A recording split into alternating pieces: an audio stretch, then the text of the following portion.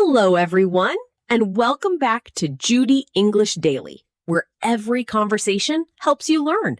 I'm Judy. Hello, Judy. Hello, everyone. I'm Jake. How are you today, Judy? I am wonderful, thank you. I finished a really good book last night. And you, Jake? I am good, thank you. But I tried to read a book in English last week. It was so hard. Oh no, what happened? Every page had so many new words. I opened my dictionary for every word.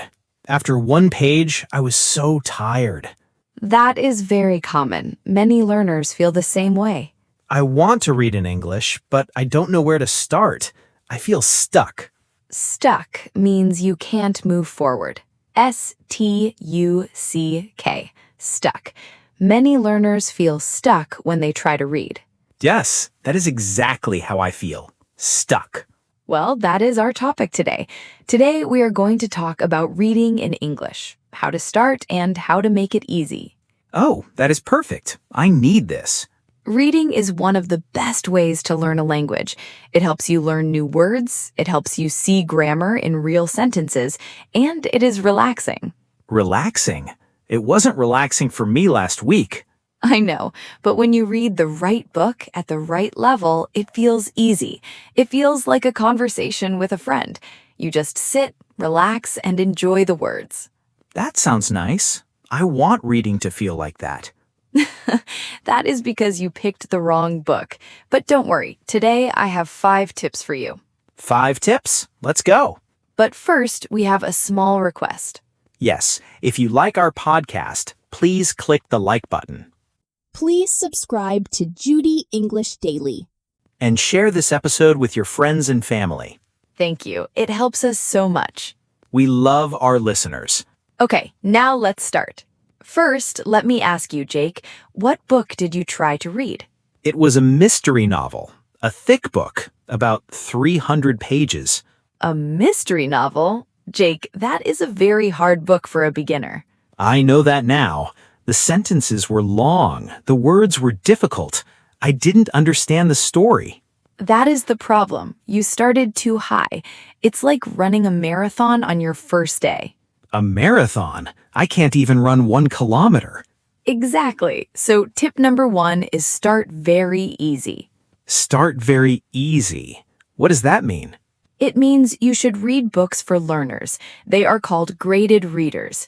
Graded readers are special books for English learners. Graded readers.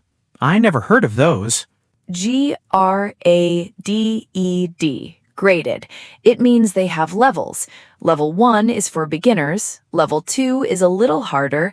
Level 3 is harder again. So I should start at level 1? Yes, level 1 uses simple words, short sentences, and a clear story. You can understand most of it without a dictionary. That sounds nice. Where can I find graded readers? Online bookstores, libraries, or even free websites. You can also try children's books. They have easy words and pictures. Children's books? But I'm not a child.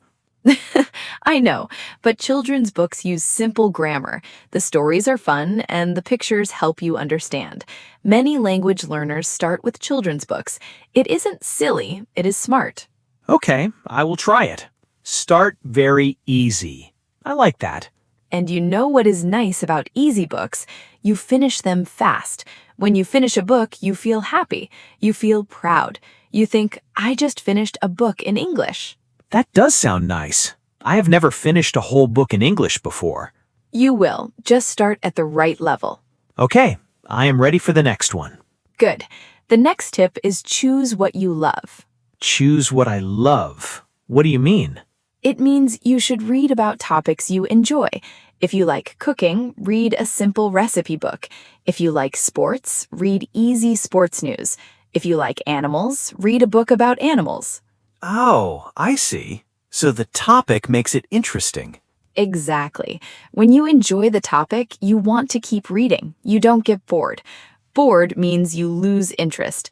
B-O-R-E-D. Bored. I do like cooking. Well, I like eating. Maybe I should read easy recipes. That is perfect. And here's a secret. When you read about something you already know, you can guess many words.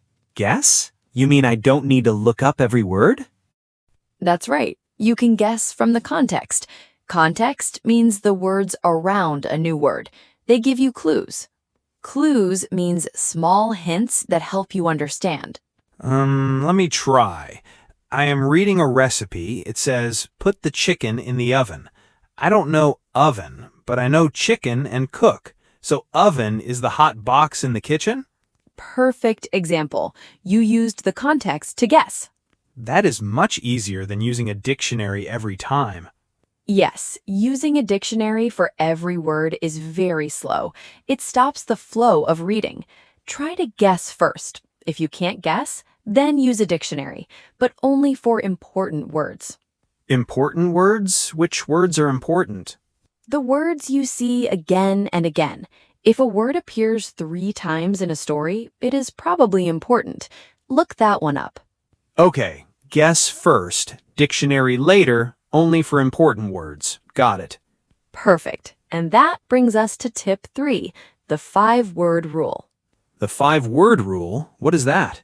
Open a book to any page. Read that page. Count the words you don't know. More than 5 new words, the book is too hard. Too hard? What should I do then? Find an easier book.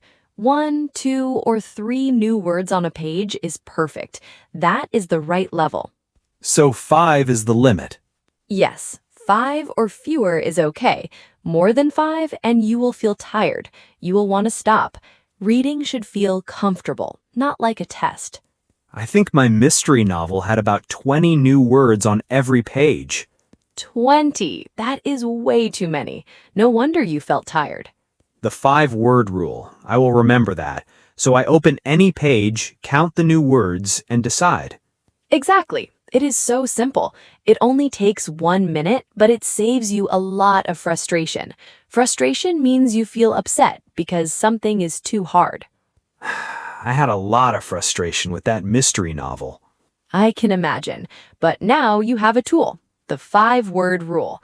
Use it before you buy or borrow any book. Frustration. Frustration. That is a long word. It is, but now you know it, and you'll remember it because we talked about it together. That's right. What is the next tip?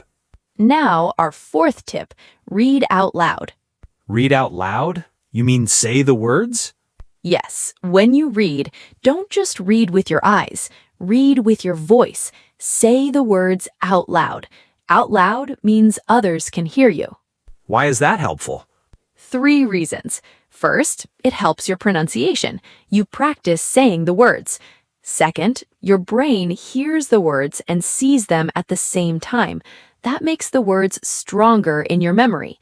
Third, it slows you down, and slow is good for learning. Slow is good. I always thought fast is better. Not for learning. When you read slowly, you notice more. You see the grammar, you feel the rhythm of the sentences, and you enjoy the story more. That makes sense. When I read too fast, I miss things. Exactly. Reading out loud helps you slow down in a natural way. You can't rush when you are speaking the words. But I feel shy reading out loud. What if someone hears me? Read alone in your room, or read to your dog. Read to Max? He doesn't speak English. He doesn't need to. He's a very good listener. Okay, I will read to Max tonight. He will love it. Once upon a time, there was a dog named Max. Perfect. See, you're already reading out loud. That was easy and kind of fun. It is fun. And here's one more thing. When you read out loud, record yourself sometimes. Record means you use your phone to save your voice. Record myself. Yes, then listen to it later. You can hear your pronunciation. You will notice what sounds good and what you can improve. Improve means make better. That is actually a great idea.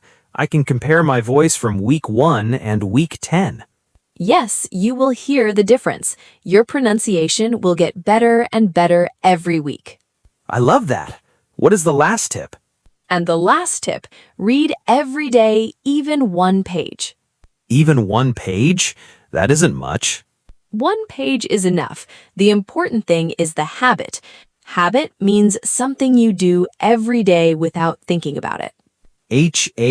Habit, habit, like brushing your teeth. Exactly. You brush your teeth every day. You don't think, should I brush my teeth today? You just do it. Reading can be the same. But one page? Will I really improve from one page? Yes. One page every day is 7 pages a week. 7 pages a week is about 30 pages a month. 30 pages a month is a whole book in a few months. Oh, when you say it like that, it sounds like a lot. It is a lot. Small steps every day add up. They become big progress. Progress means moving forward. I like that. Small steps, big progress. That is a great way to think about it. And the best time to read is the same time every day. Before bed is a good time. After lunch is also good. Pick a time that works for you.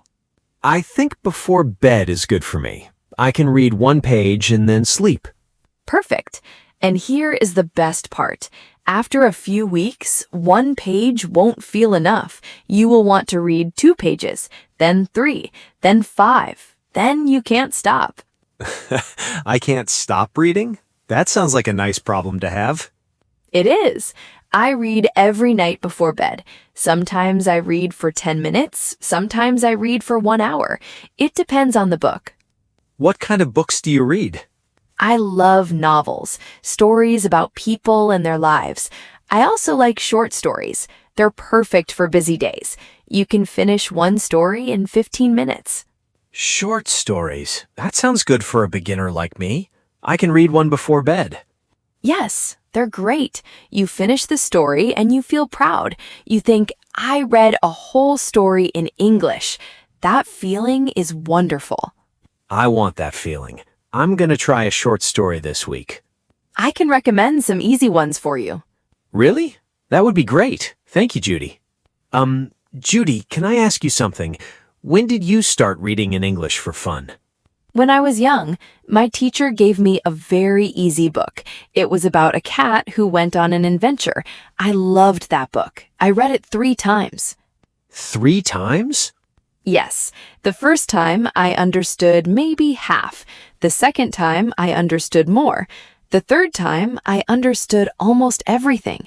Every time it felt easier.